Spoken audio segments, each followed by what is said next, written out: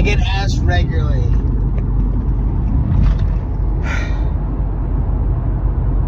or people say things regularly like, man, I wish my kid could come work with you for a little bit. Oh, I wish that you would take kids. And I've steered clear away from it because I don't feel it's my place to be the parent. It's not my place to teach your kids discipline. It's not my place to reconnect them to the earth. But if it's not my place, who the fuck is it? And you might not like that language, and you might not whatever want your kids around it, but I don't care, man. Who will carry the boats and the logs? They're hearing it anyway. Be real. This is why your kids don't respect you. This is why they don't listen, because you're not being real. The words you say that come out of your mouth, they're not backed up in logic. They're not backed up in thought. They're backed up in narcissism and do what I say. The land is the ultimate teacher, and the lessons that you want and the spirit that you want your child to have is only available through connection to the landscape. You want them to be proactive. Tell them to build a fire. You want them to be outgoing and part of a tribe, yet you have no tribe yourself. We're building the tribe. That is what we're doing. SustainableHomestead.com. This is where you can find your way into the tribe. But it's so much more than that. That's the front-facing aura. But what we're building is strong communities. And if you want to be a part of the strong community, send your kids, show up, and we'll do the work. We do it anyway. We might as well have other people involved. Shelter, fire, food, tools, water, technology, all of that comes together to build a tribe that is stronger than we can possibly imagine. But a tribe isn't a leader on the internet telling you how to live your life. A tribe is a team and a group that brainstorm and thought process and work and eat and sleep together. The only way to do this, and the only way to tackle the challenges that we face, is to reconnect ourselves to the landscape. If you're ready to do it, or you think your kids are ready, they are.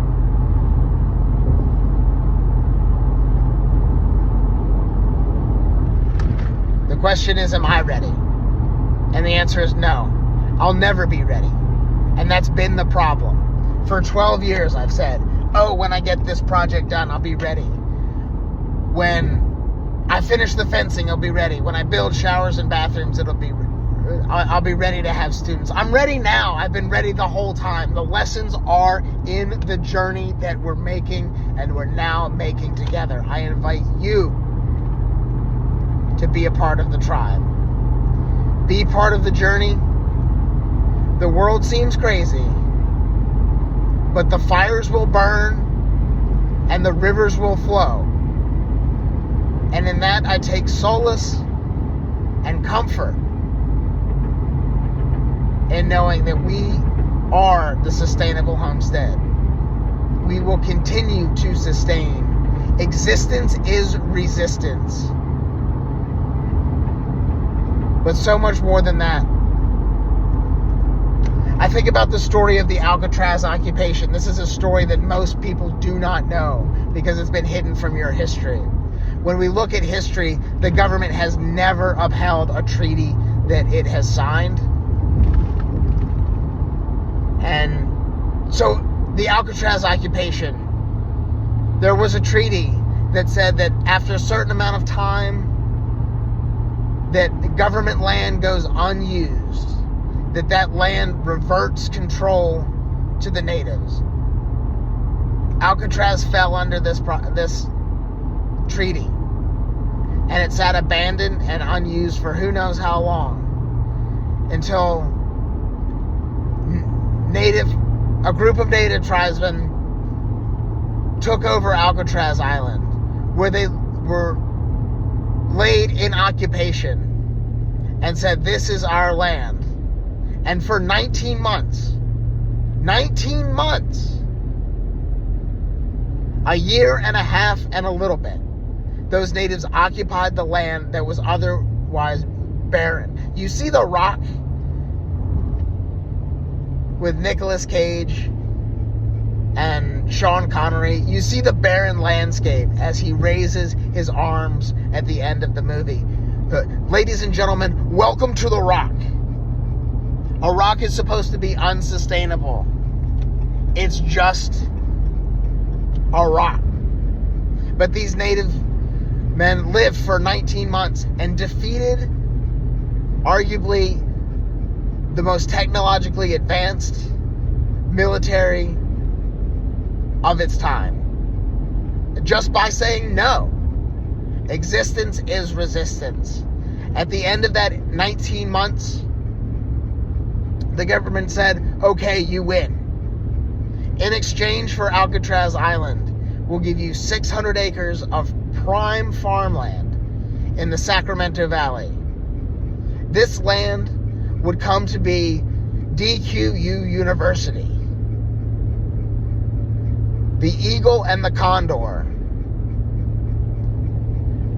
The first intertribal college of North America, reuniting North American native tribes, the U.S. and Mexico. The U.S. represented by the Eagle, Mexico represented by the Condor, fulfilling the prophecy of the name in which that university was named. Now, correct me if I'm wrong. There's people that know the history better than I do. But this place gave birth to me, it gave birth to the sustainable homestead, and it gave birth to the idea that we can come together and live off the land and be inconquerable people connected to the earth. That legend of DQU tells the story of the Iroquois Five Nations and the peacekeeper that came across on a stone canoe to reunite those tribes in 500 years of peace. This is so impressive, but it is nothing to what we have in store for us and the mission that I am on and that so many other people are on too. They just don't know it yet. We want peace. We want freedom. We want equality for all. And the way that we will get it is by connection to the landscape. We are unstoppable. The eagle and the condor, they're together, man. Let's bring on the peace. So if you believe in what I've told you, if you believe that story, if you believe all things are possible, the tribes are gathering and the tribes are rebuilding themselves. For years we've been separate by roads, bridges, technology, fossil fuels, an immoral and corrupt government. Today I say no more. Today we echo the calls of freedom that have rang throughout Virginia, that have rang throughout where we are, Patrick Henry County. Give me liberty or give me death. These are values that people all over the world stand by. It's not a race, it's not religion, it's not whatever other thing that you can select to divide us.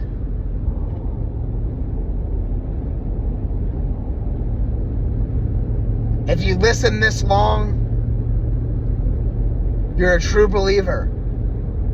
And I invite you to sign up for the newsletter at sustainablehomestead.com or show up with the clothes on your back. It doesn't matter. We got you. Put in the work, the connection to the landscape. We are rebuilding the tribe, and we're doing what we can to teach peace, and that abundance is your birthright, and it comes from connection to the landscape. Reconnect with us.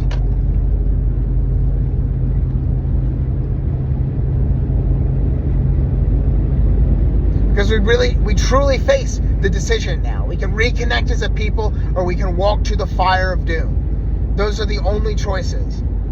That choice is as a country, but that choice is just as much the choice of you, an individual. Empower yourself. Empower others. The world needs leaders. But only through connection to the landscape can we be a positive effect on this world. There are many fires burning bright. I'm not the only one, but I'm the only one that I know of. And I'm the only one making this call to you now. We're in it, boys.